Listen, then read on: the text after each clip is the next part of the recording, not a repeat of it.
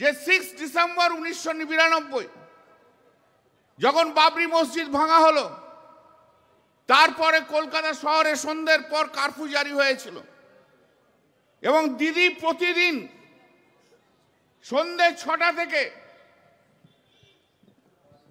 কলকাতার বিভিন্ন জায়গায়, সে পার্ক সার্কাসই বলুন, মেটিয়া ব্রুজি বলুন, কসবায় বলুন, তিলজলায় বলুন, সন্ধ্যে 6টা থেকে রাত্রি 11টা 12টা পর্যন্ত মমতাদি এক প্রান্ত থেকে আরেক প্রান্ত ঘুরে বেড়াতো। কারণ আমি সেই সময় যখনই কোনো ডিফিকাল্ট সময় আসতো, ইলেকশন আসতো বা অন্য কোনো ডিফিকাল্ট সময় আসতো, দিদি আমাকে ডাকতেন অফিসে বসার জন্য। যে অফিসটাকে এখন দেখছেন, প্রচুর লোক আছে, প্রচুর কিছু জিনিস আছে, আমাদের সময় অত কিছু ছিল না। আমি থাকতাম আর মানিকদা থাকতো, আর একটা টেলিফোন ভরসা।